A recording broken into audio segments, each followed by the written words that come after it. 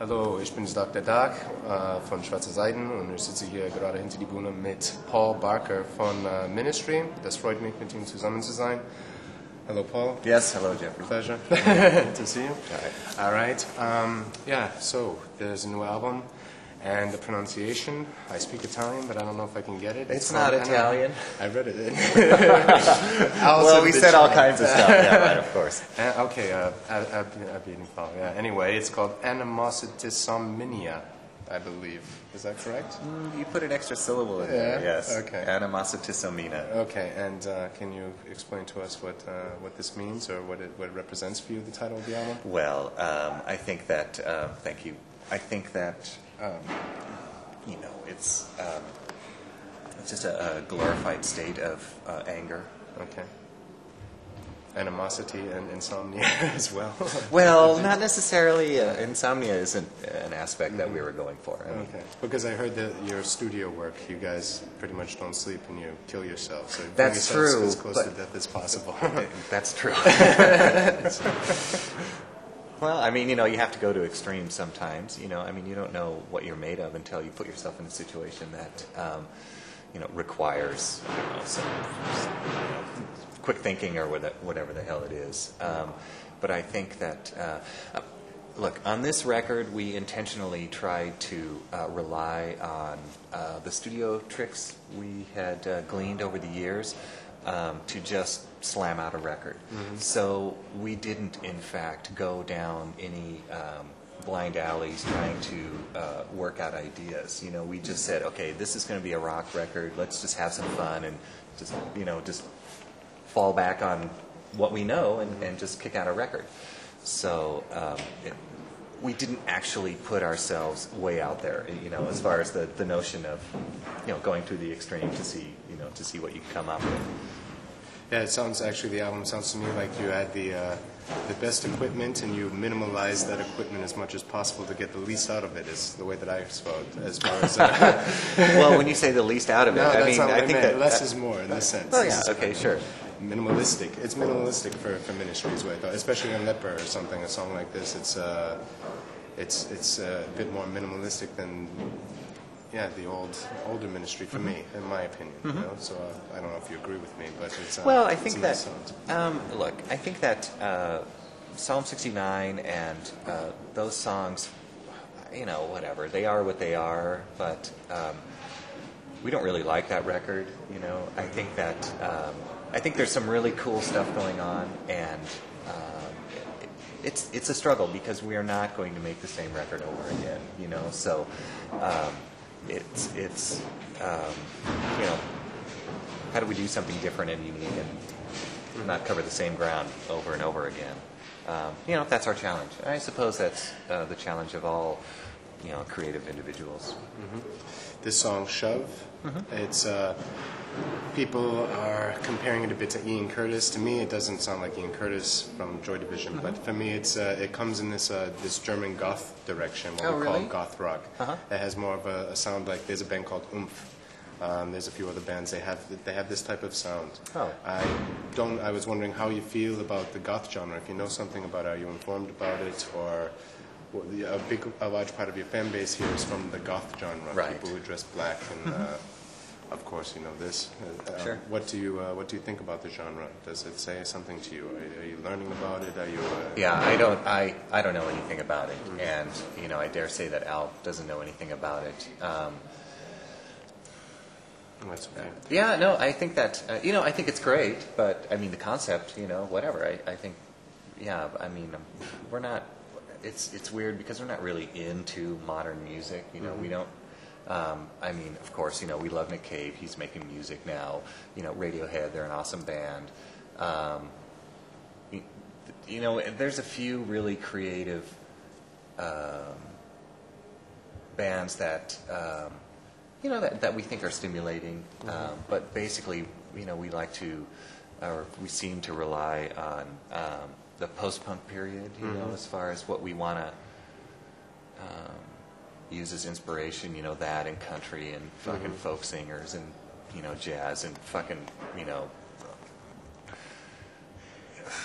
Ioannis Xenakis just you know, just all kinds of crazy shit, whatever it is. But I mean, the problem is that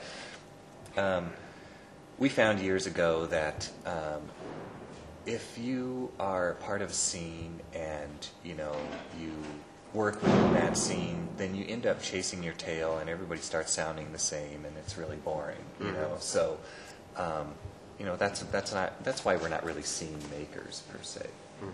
I listened to the song Broken. Sounds a bit in the stoner rock direction, what they call stoner rock, a bit like Caius maybe, mixed with some Revco. It has some Revco elements from old Revco records, as far as what I heard. You know, I'm trying to listen to music, sure, of course. And yeah, it brings me to the question that I think everybody's asked you. Yes. Ogre, Jello Biafra, Gibby Hayes. You're going to work with those guys again, some of them again? Yeah, we actually have plans to work with Biafra. We were hanging out with Biafra last month. Well, now it's all over. Cool. It's like the fire alarm. In December. Okay. We were hanging out with Biafra. Yes. He's in the during the building course. During the course of this tour in the United States, we're going to try and, you know, drum up some music, and, you know, we've all got laptops and shit, so we can work on music on the road. Yeah, Ogre lives in L.A. You know, I haven't seen him in a while. I spoke to him last year, but you know, we don't really have any plans on doing any work. And same thing with Gibby. You know, he lives in Austin. I live in Austin as well. Right. But I don't hang out with him. Yeah, when the time comes, and pardon me. Yeah. Sometimes the time comes and you work together. Yeah, that's right. Yeah, it's good. Sure, should be like that. Okay, a couple of questions about I saw on the site. The website.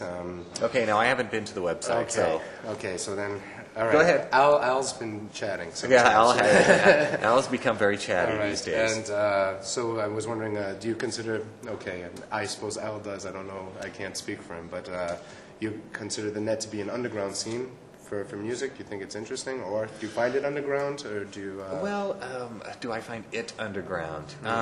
Well, I think what's great about it is that fans of a particular type of music now, it doesn't matter where you are, you can find it, you know, and so worldwide you can, you know, get into whatever style of music that you want, or whatever the hell you're into, music notwithstanding. I think that's really great. That's really fascinating. I personally don't have time to do that. Whenever I go online and I start surfing, it's all of a sudden it's like, oh my God, okay, so this is an hour I could have been doing something, you know, that I need to do. So for goofing around, you know, I think it's really great. I don't have those kinds of relationships with people, you know, internet relationships with people. I know people do, and that's fine. You know, that's just not my life. I mean, I only have so much time in a day, and it's extremely hard to come up with new music. You know, I have to spend all my creative time so that because I throw out 95% of it. You know what I mean? So I physically do not have the time to do that. I walked in on Al was doing an interview or an internet interview kind of thing a few weeks ago that he told me that he was going to do, and he wanted me to come in, so I came in and you know, I just whatever said. I didn't say anything, but you know, whatever, you know, got some messages typed in, and then it was like, okay, I'm out of here. This is boring. You know, I gotta go. And that's the problem. You know, I believe me, Jeffrey, if I did an online interview with you right now, it would not be like this. Yeah, sure. You know, I mean, because I mean, to me, it's very important to have a conversation. You know. Good. I mean, it's like you can tell even on the phone when somebody's reading questions off of a book, you know, or off of their notes. There's no conversation there. It's just a series of questions and answers. You know, that's really a drag. No, I agree with you. I'm not chatting myself. Yeah. Don't tell anybody. Yeah. Well, I mean, you know, look, I totally appreciate what you guys are doing. I think it's really fantastic. You know, okay, I haven't been to your site, but I understand it. You know, and so, you know, and I think it's really important. So for that, it's really cool. But my personal involvement is very minimal. Sure. You know, unfortunately, my fucking emails consist of business. You know, like 90% of them. It's really boring. What about MP3s, copyright laws, people downloading stuff for free and stealing music? How do you feel about that? Yeah, that's difficult, isn't it? I think that as an artist, you know, I want to be paid for my work. I mean, look, it's my livelihood. You know, I mean, I'm not bitching and moaning. It's that's just a fact. I mean, if nobody ever got paid for their work, then no artist could survive, and therefore they couldn't fucking do their art unless they wanted to. You know, I don't know what they would do. You know, I mean, what I used to do. You know, wait tables so that I could spend the rest of my time, you know, making music or whatever. You know, but there has to be a point where, you know, artists have to get paid for their work in some way, shape, or form. That's all I want to say about it. You know, I mean, look, it's up to. I mean, it's retarded to think that fans of a band would not want to support that band. You see what I mean? Sure, because if they don't support that band, the band cannot exist. Of course. You know, so it's really retarded. Yeah, sure. And on the other hand, I think it's human nature to try and get something for nothing. At least in America. Certainly in the fuck yeah. I mean, that's the ultimate, isn't it? Yeah, great. But I mean, it's like, you know, cutting your nose to spite your face. You know, I mean, it can't last. I mean, in the short run, you know, it'll be, you know, fun and whatever, but it can't last because it'll collapse upon itself.